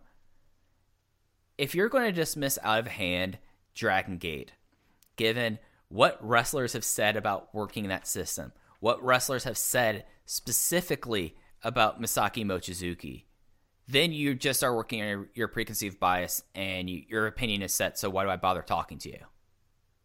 And I think that's what it is that people have their biases in their own echo chambers, and it's just, why bother? Because they're not going to engage this conversation. Yeah, I completely agree. I was going to say, because they're not going to engage. I've got one more name on the... Oh, go ahead, Mike. I was going to say, just because they don't engage this conversation in any bit of good faith. So why even bother having a constructive conversation about it? Because they're obviously so set in their ways that they're not even allowed for the idea of, oh, this one guy who's in a promotion that I already have a preconceived notion with might be better than my guy who goes and does Junkyard Brawls. Yes. So I've got one more name on the list. Final name on the list is Genichiro Tenryu. And Tenryu is someone that was in such rough shape at the end of his career that I think we forget that he actually has a few years of 50-plus work that is very, very good. Tenryu will be 70 in February, so he turned 50 in 2000. And realistically, he's really, really good up until 2006. He's got a great 2000, a great 2001. He's got some really high-profile matches in 2002. In 2004, he has a great G1 climax. And then in 2005 and 2006, he starts working with Dragon Gate and is having great matches. And I think those are, weirdly enough, the last great matches of Tenryu's career. Tenryu is also the only person I've named that I truly think is a better all-time wrestler than Masaki Mochizuki. Tenryu is a guy who is 3 to 5. Mochizuki is a guy that is probably 5 to 7, 5 to 9 on my all-time list. But Tenryu is the name that it sounds like an easy dismissal because he was so bad towards the end of his career, but you forget that he actually has a few years where he's a really solid 50-plus wrestler. Yeah, I think that's fair, but I also think that does those years pre-physical breakdown and utter physical breakdown, where eventually after Dragon Gate, he started doing hustle shows because he knew that he could do those shows and make money and not be hurt. Do you disregard those very bad end of his 50s for those admittedly very strong 50 to 53 years? I think that's going to be your big thing here, because Tenryu definitely is probably a top 10 wrestler of all time. I'm not going to I completely agree with that argument, and I think that's something that's valid. You have valid reasoning there, but you cannot dismiss how bad those last years are when pretty much, because when you're talking about over 50, you're going to talk about Tenryu is someone who turned 70 this year, that for his last 15 years of his career, 3 or 4 of them were legitimately good. Would you say, Case? 3 or 4? Yeah, something like that. Then the remaining 11 were sad. Incredibly sad. So yes, I don't think you can put someone up there for 3 good years when the remainder of the years were seeing someone who really shouldn't have been wrestling that was still wrestling. And someone who went to Hustle, a comedy promotion that paid a lot of money because he still had name cachet, and then proceeded to have some of the worst matches in Hustle. Yes. So that is the 50-plus wrestler debate that I felt like was a necessary conversation to have. It went very long. We still have a lot to cover. Mike, would you like to move on to the next match, or do you have anything more to say about this topic? No, I think we came at it like this. Anyone who says Negro Navarro in this conversation is a complete putz. That's it. Yeah, no, fuck off with it. Negro Casas is the only luchador, unless I'm forgetting someone that isn't some fucking bullshit grappling artist that I have no interest in watching. Negro Casas is the only one that I can seriously consider. And again, he's someone that I just don't judge style. But all I'm asking is that you can say the same thing about Mochizuki, which I think people with a clue can do, but they're, people hiding behind anime avatars can't. I'm sorry. So sorry, I sound like fucking Ricky Gervais right now. Fuck. Anyways, next match. Yeah. The other name I was going to say, just because it popped in my head, Atlantis in the last few years was having a very good 50s career, but also was very protected. So that's another luchador, but I think that's... I also think Atlantis is Yeah. Yeah. So, all right. Atlantis is an awful wrestler, in my opinion. That one I will dig my heels in on. But anyways, go ahead. All right. So match 5 was the first 3-way match of the 3-way all-out war. So we had a Toryumon team of Dragon Kid and Ryo Saito, the most charming tag team of Kai and Strong Machine J, versus 2/3 of the current Triangle Gate champions and Takashi Yoshida and Hyo. It was a double fall as Ryo Saito had snuck in a pinfall when Super Strong Machine J was doing the Winchagatame Devil Windmill Suplex. So 2 winners, 1 loser. Not a strong match, but at least it set up a match coming up next month. Yeah, I don't have a ton to add. I thought this was the least eventful match on the card. I do like the teams here. I like Kid and Saito. I like Strong Machine J and Kai, and Hyo and Yoshida certainly exist, but I don't have a ton to say on this. And we'll get into what the match on the 2/7 show will be when we break down what we know for that card. Semi-main event was a trios match with the Toryumon team of Naruki Doi, Genki Horiguchi, and Kagatora versus, I guess with the exception of BB Hulk, this would be the RED top team of Eita, Big R, Shimizu, and Kaito Ishida. Shimizu continues his losing streak as he lost to the Dreamgate champion Naruki Doi in 9 minutes and 20 seconds with a Bakatari sliding kick. And I thought this was just a blast. I I love Kaito Ishida as a heel. He's taken to it like a fish to water. It's been better than any expectation I had. And then Doi in this face run is going to be a real interesting story just because of how much like he's somewhat got the crowd connection back that he was getting out of his face turn. And, as someone who's very low on his first Dreamgate run, I'm kind of excited to see where it's going to go from here. Yeah, I loved this match. I said it in my review, and not to dive back into discourse on the Dragon Gate, but this is one of those matches, and it's a point been made by a few people, but if this match happens on any other promotion on Earth, it becomes buzzworthy. And I don't even think that is a diss at Dragon Gate, or that's because people fade the company. It's just because this is the working standard, quite honestly. It's because this is the level of expectation that so many people have when it comes to Dragon Gate now. So it's easy to look past this match as just another Dragon Gate match, when in reality, if this happened anywhere else, people would be losing their minds. I'm all for this. I love the Shimizu Eita Ishida trio and the Doi Horiguchi Kagetora trio. To my knowledge, it's the first time those three have been on the same sides of a 6-man tag match. Doi and Horiguchi teamed both in 2-on-2 and in multi-man matches during their Muscle Outlaws days, and then a little bit in Blood Warriors. But adding Kagetora to the mix, it is an exciting team that feels very new, feels very fresh, and that is one of the perks of this Generational Warfare storyline. I gave this 4 stars. Yeah, I thought this was a great sprint, and we got to see a lot of new combinations that were pretty interesting. So that led us to Doi putting out an open challenge for his first Dreamgate defense. KZ answered it, and that will be the main event of the Korakuen Show on the 7th. I feel like we can just kind of write in Sharpie now KZ Dreamgate Challenge in February, because this is the third straight year he's had one here. And I'm all for it. As long as he continues to deliver great matches, he can challenge for the Dreamgate as many times as he wants. Totally. So main event was to decide the 48th Open, the Twin Gate champion, and that was between the Trueborn top team of Yamato and Benkei versus the RED team of BB Hulk and Kazuma Sakamoto. So the two most recent Twin Gate champions are on opposite teams here. BB Hulk got the win in 21 minutes 58 seconds after a really brutal looking first flash into the half package pile driver, and they became the 48th champion team. Case, you have the floor here, because I think you thought even more strongly of this match than I did.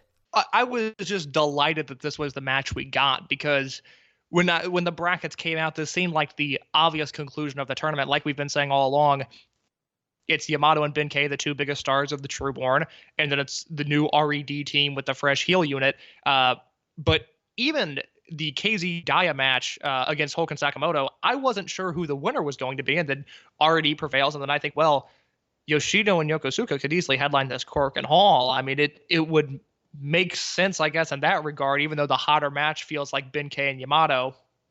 Sure enough, it ends up being the Trueborn team. And this was just one of those epics. I think this was a heightened version of the Big E Osaka match against Benkei and Yamato, where we had interference, we had chair spots, there were tons of near falls. This just happened in Korakuen Hall, and I think with Sakamoto and Hulk, it felt a little fresher. It felt like there was a little bit more that these teams could do with one another. And I was shocked by the finish, just because in the lore of Dragon Gate, they tend to cut their heel units off before they can really hit the ground running. And I look at this RED as almost a reset. I feel like even though it is the same units, same colors, only the addition is BB Hulk, for the purposes of this storyline, I almost feel like they had to reset a little bit, and it wouldn't have shocked me at all if Benkei and Yamato had won. It actually would have felt like a very Dragon Gate thing to do, given that Mad Blankey lost on their first night. Blood Warriors had some issues out of the gates. It's a bit of a constant with them, with the exception of Berserk, in which they said, no, we're giving you guys all the titles. In this version, I would have not been shocked to see them lose, but instead Hulk and Sakamoto are victorious. I thought this was a great match. I went 4.5 on it. It is the Dragon Gate match of the year as of right now in my mind. A must-watch match, in my opinion, essential viewing. Just a tremendous finishing stretch. It was, I can't believe Kazuma Sakamoto is having 4.5-star Dragon Gate matches, and the fact that he's working so well with Benkei and Yamato. But I am so for it. I think it is such a lovely addition. Oh yeah, absolutely. It's something that's pretty remarkable when we talk about them cutting the heel units off at the heels. Right now, as of today, the heels have 3 of the 4 titles. The Dream Gate, of course, is Naruki Doi. The Trueborn Army, even though they have more wins than anyone else, and the just general matches, they are the only ones without titles. This was something that I think played into the war very well, because you had these moments that, like, the brawls on the outside wasn't just like heels beating down on the babyface team. It was both sides going in and at it. There was a referee bump that worked perfectly into the flow of the match, where they were able to say, oh no, Yagi ran in for, because he wasn't the referee of this match, it was Mr. Nakagawa. And after a double Ragnarok, they weren't able to get a pin on it, when the Ragnarok is one of the most protective moves in Dragon Gate, because Yagi had to run in and do it, so it was the late count, and that worked really, really well. And it set I think it's really set the tone for like this RED version 3, almost, I would say. And it's something that it gives them all a bit of stakes. It lets you know that Hulk's title, or Hulk's turn, is very effective. It's going to be something now that the Trueborn Army is going to be digging themselves out of this hole. And I think that was a very smart way of doing it. And, you know, after having Berserk fade away, and then having the disaster of Antios, and then what RED was after Pac left, it was nice to now know that this heel team is a true heel team. And currently, I would argue they are the top side in the war so far. Yeah, I would completely agree. And I think that's probably the best way to finish talking about Korakuen. It will remain up on the network until the 22nd, so you still have time to catch all of this. And we have 3 more shows for Dragon Gate this month that will be on the network. I think really because of how the Kobe Senbo Hall shows are set up, Case, I'm just going to run down the cards real quick, and then I'll ask for your thoughts on them, if that's okay with you. Yeah, please do it. All right, so this is a doubleheader. This is their first shows in their hometown for 2020. The first show is on the 25th. It is live on the network. It has a 17:45 start Japanese Standard Time, so that should be around 4 a.m. Eastern Standard Time. And, of course, adjust your time zone accordingly. They're bringing back their 6-man January tournament. They've been doing this for a couple of years now. It's kind of inconsequential, but it was usually all they did in January. The first show starts off with a Dragon Gate versus Toryumon tag team match, where we get that Lee and Santa Maria tag team back together, as they will be facing Ryo Saito and Yasushi Kanda. An unaffiliated match with Keisuke Okuda and Punch Tominaga versus Masaki Mochizuki and Martin Kirby. A Toryumon versus RED singles match, which I think is going to be kind of interesting, of Kagetora versus Kazuma Sakamoto. A rare, very rare tag team match, Toryumon versus Red, with Speed Muscle getting back together for the night against BB Hulk and Takashi Yoshida. So that's almost like World 1 versus New Hazard right there.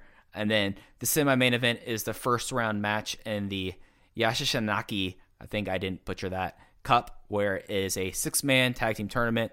Toryumon versus Dragon Gate, where we have the old Do Fixer team of Dragon Kid, Susumu Yokosuka, and Genki Horiguchi versus kind of like the big rookie team, if you even want to call it that, of Benkei, Strong Machine J, and Dragon Dia. The other first round match is the main event. It is what seems to be the RED top trio of Eita, Big R Shimizu, and Kaito Ishida versus people from different eras of Tri Vanguard, where you have Yamato and Kai with KZ. The winners of those 2 matches will go on to the 26th, where the winner of the former Do Fixer and Rookies match will go against the RED team of Hulk, Yoshida, and Kazuma Sakamoto. And then the former Tri Vanguard members versus the RED top team will be going up against Speed Muscle and Ryo Saito. So kind of I don't want to say dire Kobe Senbo Hall shows, but this is definitely a step back from the first week of shows. Yeah, this looks like one of those house shows that even I will be cherry picking through because I am not a completist. I'm very proud of the fact that I'm not a completist. I don't feel the need to watch shows that don't look appealing. And this is a show that does not look appealing, with the exception of match 6, the DK Susumu Horiguchi versus Benkei Strong Machine J and Dragon Dia match. That one I will be watching. That looks excellent. Everything else, man, it's going to depend on time and motivation. This does not look like a fun set of shows. I'm going to call a spade here. You're going to wait until I, the complete psychopath I am, watch these shows and tell you which matches are worth watching, aren't you? Hey, that sounds like a good plan to me. I remember telling you I was going to take a step back from these Kobe house shows, but, you know, I know myself better than that, knowing that I will watch these shows. So that's it for Dragon Gate. I mean, I like doing lists. I like being a completionist, but I put myself through terrible things. But that's it for Dragon Gate Propers, January 2020. We do have one last show that will be happening in January. It will be at Corkin Hall, and it is the Toryumon Reunion Show. This show will have English commentary. It will be Jay Church along with Larry Dallas. They will be there for the next week. And we only have one match announced so far. It's Ryo Saito versus Genki Horiguchi. But we do kind of have a roster for the show. Basically, it's going to be the roster members that are around under their previous gimmicks. So Naruki Doi will pick up the baseball bat and be second Doi. Don Fuji will be a kleptomaniac. Trying to think of other like really noticeable changes. Oh, Yoshino will be an Italian sexy Tarzan. But Case, I did some research last night, and I didn't want this to go to waste. Do you want to hear who the outsiders are for this match? I know you already have the list, but do you want me to run down this list of... No, give them to me. I'd love to hear them. All right, this shouldn't be a surprise. The first one is Toru Owashi, currently in DDT. You know, probably the most consistent member on this list so far. Then we get Henry III Sugawara. Of course, that's Takuya Sugawara, and he's in 0-1.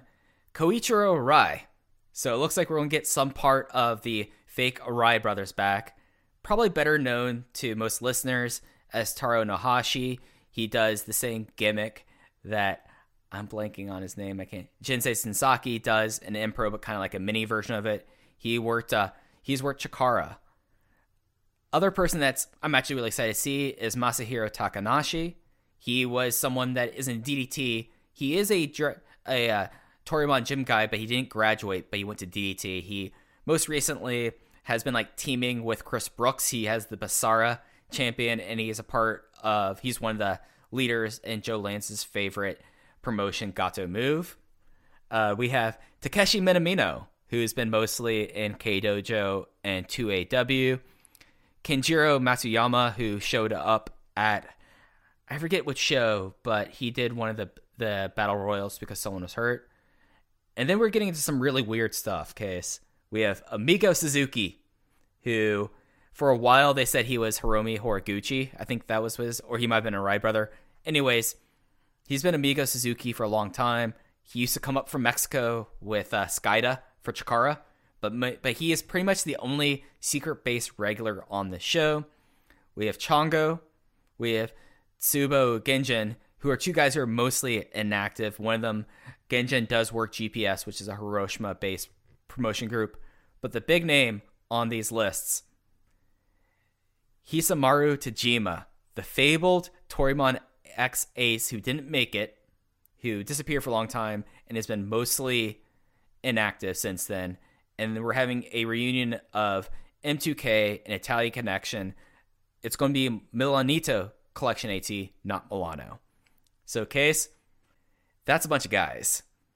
That's a bunch of guys, and this is going to be a very interesting show. I'm really not sure, and it's unfortunate that we don't have the full card. I don't know when we're going to get it, and Mike and I are going to play it by ear because I think we both want to do an episode dedicated to Toryumon and not only the history of it, but how we got to this show. But because we don't have the full card as of now, when we're recording, which is January 20th, we don't know when all of that's going to shake out. So maybe during the review, we do a big Toryumon show. We're not sure just yet.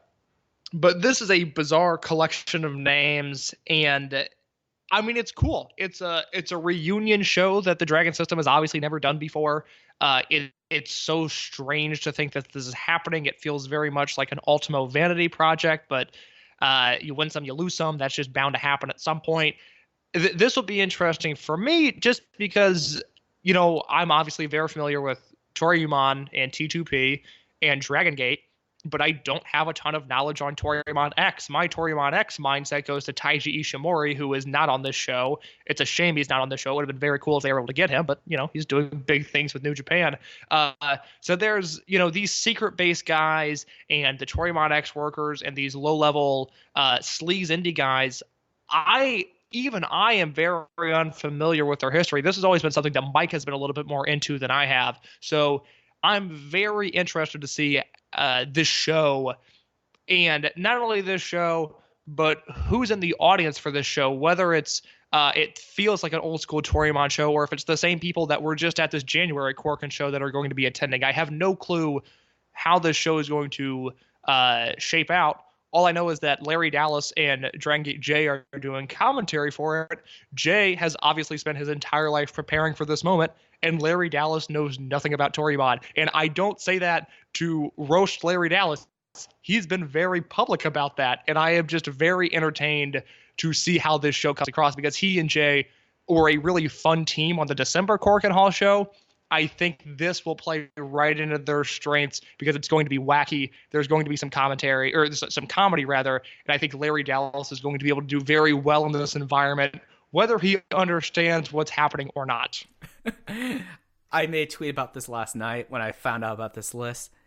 I'm really excited for Jay explaining Los Alceros Japoneses to Larry. Like, that's gonna be my one moment I'm dreaming about on this show, is when Takashi Minamino comes out, and if he comes out in the Salceros gear, and Jay has to explain that to Larry and keep under some form of kayfabe. That's what I'm really looking forward to here. But you raised a really important point here that I wanted to touch on, and luckily you brought it up before I did, and that's going to be the crowd. They announced today that all reserved seating for the show have been sold out, and standing room only is going to be available the day of the show. I want to propose something to you, Case. Okay. And that is Tokyo Korakuens for a while in Dragon Gate have not been selling out. I think the last sellout was PAC's title win, if I'm right. What happens if this show sells out and there seems to be a little bit of demand or momentum, I guess, for lack of better words, and we both intimately know how big the Dragon Gate roster is right now. It's probably the largest it's ever been in its history. Can you see, and this is the notes bouncing in my head, can you see going forward more of these shows? And maybe, I don't want to say a split, because that's obviously not going to happen, but can you see maybe quarterly Toryumon shows alongside the regularly touring Dragon Gate guys? Or do you think that if this is a nice sellout, this will be what ECW should have been? They'll all do like a nice farewell, and then they'll seal Toryumon forever. I look at this as a one-off. I don't know, with the collection of names you just listed, how they would expect to draw houses. I mean, obviously they would have Ultimo and that touring brand, I guess. I mean, if you wanted to do the reunion tour and hit Kaito and hit Kobe and hit Hiroshima, and do this once, but I don't see how Amigo Suzuki is going to be a sustainable draw for your promotion, and I would be very disappointed if we started seeing an influx of Toryumon shows. This is something so far in the past. It is exactly the opposite of where most wrestling is headed now, where I think finally we're seeing new voices and new names, and we're starting to look into the future instead of focusing on what was relevant in 1999. And I would be so disappointed if Toryumon continued in some way after the show, because I really don't think that's necessary. I think I would hope, I would pray that some of the Dragon Gate talent and some of the RED talent show up on this show and shoot some sort of angle to hopefully get people to the February Korakuen, which I don't think will have an issue selling tickets. We'll talk about that in a second. But hopefully they can build crowds for Dragon Gate throughout the year, because I think the reason this show is selling so well is that it's the first Toryumon show in 16 years. I mean, if I was a native there, and I stopped following when Ultimo left, or they lost me in the Big Six, wherever they lost me, a Toryumon show, at least a one-off, has my attention. I'm very intrigued by this show and what will come of it, but there doesn't need to be more. This doesn't need to be a separate brand. I don't want to see a split. It's let's do one night of fun, and then let's move on with our lives. Okay. I just wonder, with now they have Ultimo back, this is obviously gives him something to do. Gets him off the main card, so maybe that was my ultimate motivation, because something that we didn't mention earlier, Ultimo wasn't on Korakuen. So, he's been in Mexico. But that was just something that kind of popped in my head when I was putting together the run list this week. So, there's one more. Yeah. Go ahead. I'd rather Ultimo do more. I'd rather Ultimo do more Toryumon Mexico stuff. If that was the offshoot, was every 3 months Ultimo takes a plane of guys and sends them off to Mexico for 2 weeks and they work 6-mans, that'd be great. But the idea of another Dragon System promotion in Japan is not something that is appealing to me at all. Okay, that's fair. I actually don't have this in the notes, but I'll bring it up when we get to it. The last card that we have any information for is, of course, the February Korakuen, which will be a week after this. We have 3 matches. Of course, we have the main event of the first Open the Dream Gate defense for Naruki Doi versus KZ. We have a Open the Triangle Gate 3-way match that was set up with the double pin, where Diamante will be back, so we'll have the champion team of RED, Takashi Yoshida, Diamante, and Hyo versus the Trueborn team of Strong Machine J, Yosuke Santa Maria, and Kisuke Okuda versus I'm trying to remember, they have teamed together. It's just been a really long time, and I always get my time frames wrong on this, but it's Ryo Saito, Dragon Kid, and Kenichiro Rai. Well, they were the original Seki Gun members. So, original Toryumon Seki Gun members, and yes, the Triangle Gate 3-way match. And then we have another 3-way match, which is a team, the RED team of Ada and BB Hulk going against the guys who Hulk backstabbed, and with Yamato and Kai versus the Toryumon Fable team. This was a big team for a while of Masato Yoshino and Shuji Kondo. So, Case, take it away. What are your thoughts on these 3 huge matches that are happening on the February Korakuen? I can't remember a time, or I guess the last time, where a Dragon Gate Korakuen Hall show had 2 title matches on it, and one of them being a Dream Gate. I mean, this is a huge show with major implications as we quickly moved with the way at least my life is going right now, the way we quickly move towards not only Champion Gate but Dead or Alive. I think we're going to see the blueprints for those shows laid out here. The Doi KZ match, I expect Doi to win, but my God, what an exciting main event. I mean, that's going to be outstanding. The Triangle Gate match should be interesting. I see the champions retaining there. And then your other announced match is a Shuji Kondo match with the biggest stars in the company in the same match. I mean, this is a loaded show. And I mean, if I was running things, I would be okay, given the way Korakuen was run in January, to draw 1,500. But this should be a super no vacancy full house. I mean, this should be maximum capacity crowd, and I would at least hope so. I think if it's not in the 1,800 ballpark, then some questions need to be asked. Yeah, and if they get 2 sellouts in 2 different weeks, with the exception of New Japan for obvious reasons, they will probably have the most successful several week stretch in Tokyo that anyone has all year with combined attendance. And from there, I mean, you brought up the fact that we're going to be going to Champion Gate. Champion Gate is just 3 weeks later. It's the 29th of February and the 1st of March. Before these shows, we don't have the card yet.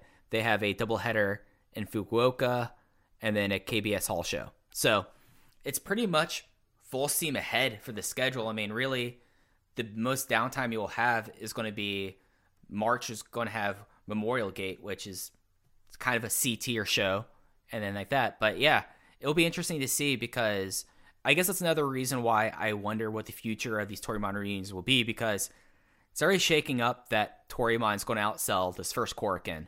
But what happens if it outsells the second one? That's going to be a question I think that we'll have to ask when that happens. And again, that will also have English commentary. I believe it's still going to be Jay and LD there. Mike, do you know why Dragon Gate is going to have such a good month at the box office in late January/February? Why is that? Because they're the fucking second biggest company in Japan. That's why.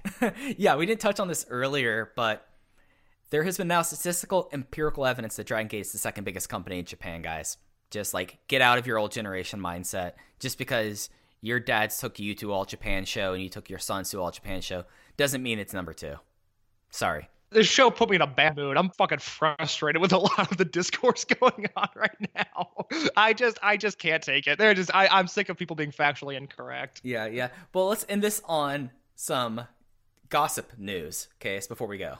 Oh, I'd love to do it. What do you have in the bag? So, there is a promotion I want to talk about for a second. It's a promotion in Mexico that has had links to the Dragon system for a very long time. Shima wrestled there. The original class wrestled there. Ada and T-Hawk wrestled there. Currently, it is the home of one Shun Skywalker. As you all have been able to kind of figure out, and I think we could probably say now, Case, Shun's on a full excursion. He's going to be in Mexico at least for the next 5 to 6 months, and it's been said not to expect Shun around in 2020. Incidentally, Case, you know who also showed up at IWRG yesterday? Who's that? Strong Hearts. So, just kind of an interesting thing. You do know who was not on that show last night? Who was that? Shun Skywalker. Oh, weird.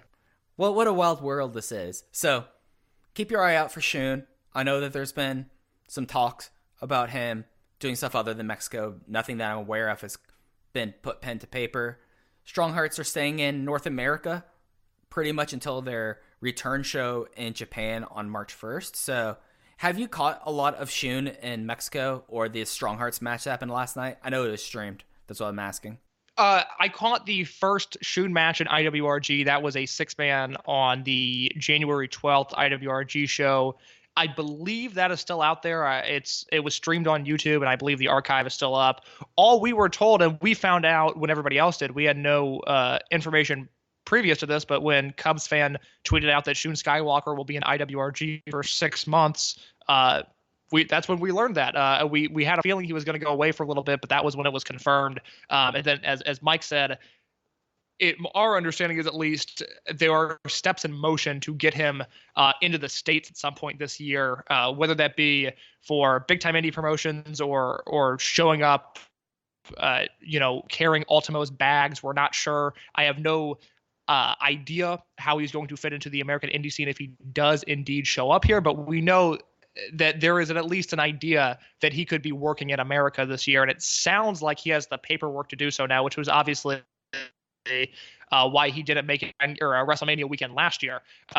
So I caught his first match in IWRG, and then he also worked on January 5th a match in Toriumon, Mexico. It was him, Diamante of RED, and Ultimo Dragon, and they wrestled Blue Panther Jr. And 2 other luchadors that I was not with. I don't believe that has made tape. At least I haven't seen it. And then Strong Hearts were in Mexico over the weekend. They wrestled on the Crash show on Saturday night. Those matches are available on YouTube. T-Hawk and El Lindemann wrestled Flamita and somebody in a tag match that looked really good. And then Shima was involved in a 4-way match. And then Shima was involved in a 4-way match that featured Dragon Lee as well. So I will watch both of those, and we'll put my thoughts on the internet somewhere. But yeah, it's there's no mystery to me there. Shun Skywalker, my understanding is, will be booked on every IWRG show going forward, except for the ones that Strong Hearts is on, and that is not a coincidence. Yeah, and I know Strong Hearts has a lot of North American bookings over the next 2 months. I know they're doing Defy, they're doing Warrior. I think they're not doing AAW, aren't they? They are not, at least as far as I know, they are not doing AAW. I will more than likely be at the Warrior Wrestling Show on February 15th to watch Shima in person. I cannot confirm yet is I have started a new job where I work weekend nights, and I cannot confirm whether or not I'm working on the 15th or not. I will be super disappointed if I cannot make that show, but the hope is that I will be there to see Shima wrestle and to get a mark pick and a future profile picture at that. Yeah, it's an interesting time. There's a lot of things cooking, I think it's fair to say, with the Dragon system in North America. If you're someone who's mainly watched these people just on video, you'll get a chance to see a lot of these folks live, and it's going to be an interesting 2020 case. The Roaring Twenties have not disappointed, at least in its first few weeks. I can say that for the very least.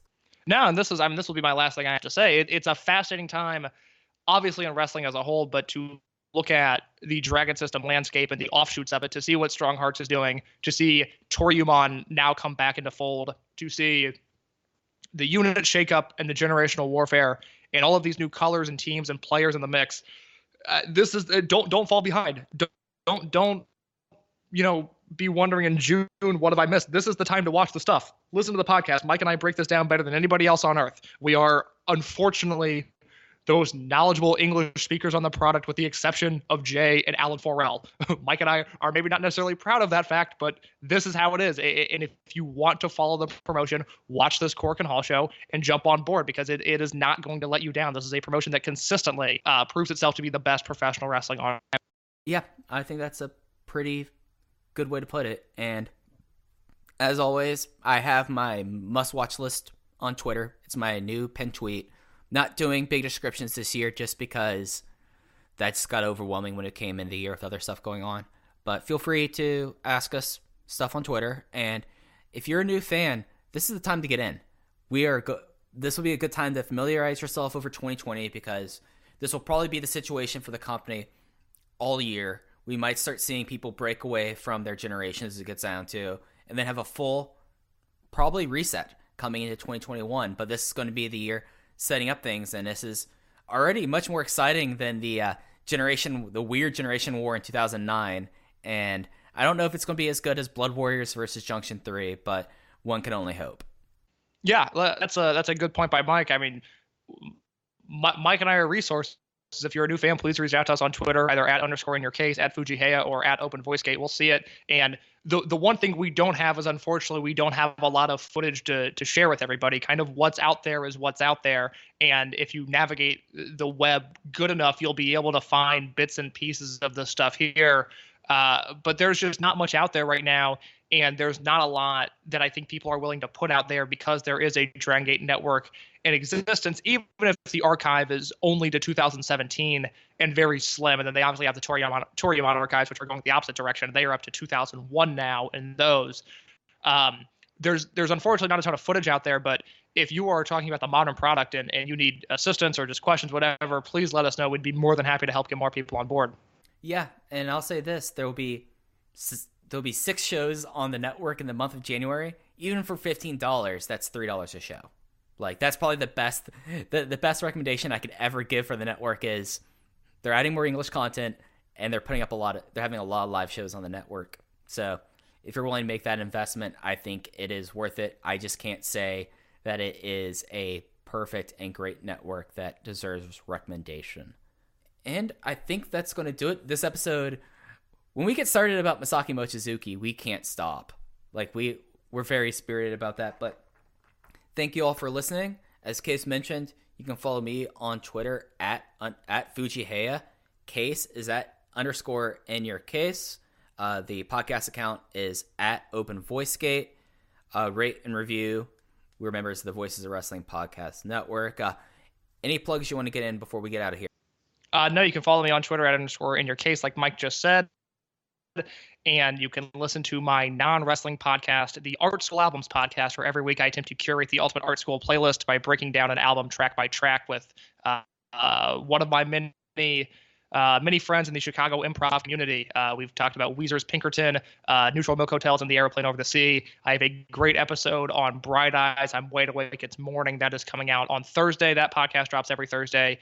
You can listen to it on Apple Podcasts, Stitcher, anywhere you get your podcast from, with the exception of Spotify right now, although that will hopefully be happening in the near future. Yeah, Spotify is a punk about that kind of stuff. And I guess you got this far. I also have Everything Elite. We're cool. Check it out. But I think that's going to do it. So for Case, I'm Mike, and we will catch you next time.